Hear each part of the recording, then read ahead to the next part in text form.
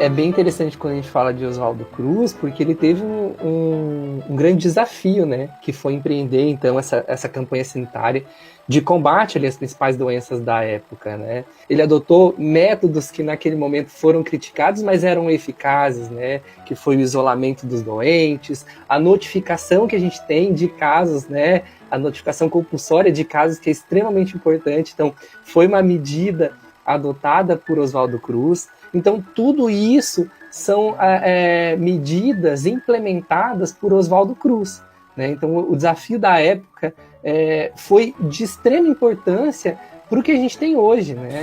O Rodrigues Alves, que era presidente na época, ele tinha também como intenção, porque os navios que vinham da Europa, eles estavam se negando a parar no Rio de Janeiro, porque eles diziam que não iam entrar na costa pestilenta do Brasil, né? Então havia um estigma trazido sobre o Brasil. Então o que eles queriam também, claro que tinha preocupação com a população, mas existia, sobretudo, uma preocupação econômica também com relação à resolução dessas questões que acabavam interferindo dentro do sistema político do Brasil. Também houve a questão do prefeito para tentar melhorar a questão sanitária, exemplo do que tinha acontecido na França, de destruir os cortiços do centro da cidade. Então isso já foi acumulando uma série de revoltas. Diante desse cenário, que tinha ali essa epidemia violenta de varíola, Oswaldo Cruz, que era então o diretor de saúde pública naquele momento no governo então do Rodrigues Alves, né?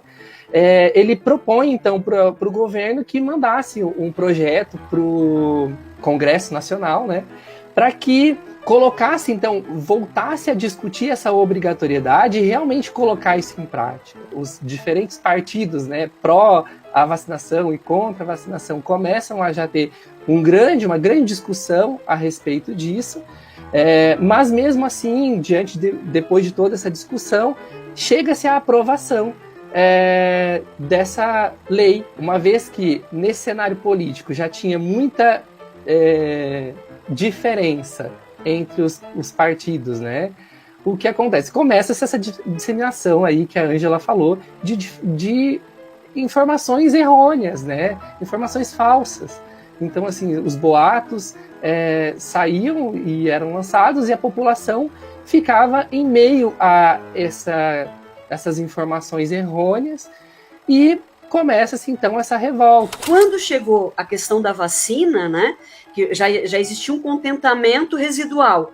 Como a vacina ela era vinculada à questão do gado, né, era usado um vírus dissidente do gado, que é menos agressivo, daí se criou uma série de histórias que a pessoa trariam-se feições de gado, criaria chifre, pelo, enfim, né? Então, em 1908 foi quando as pessoas realmente começaram a procurar espontaneamente a vacinação. Tiveram que morrer muitas pessoas para que as pessoas tivessem consciência.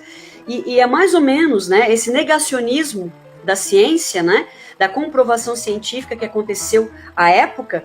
O que a gente tem hoje é uma banalização da vida em razão de questões políticas. Com uma polarização ideológica muito forte, a gente acaba caminhando para o mesmo viés. De todo esse problema que foi causado tanto no passado como agora, né, a gente verifica aí um retrocesso, né?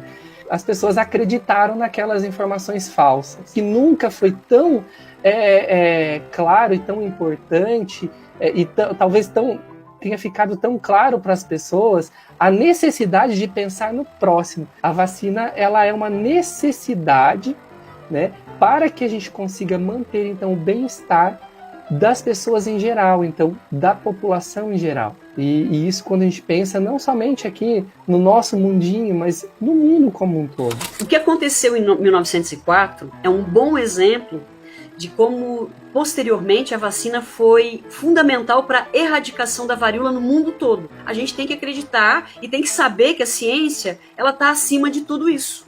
Tomar a vacina, como bem disse o Leandro, é um ato não individual, mas coletivo, que não se coloque em dúvida aquilo que a história já comprovou que é fato. A vacina protege.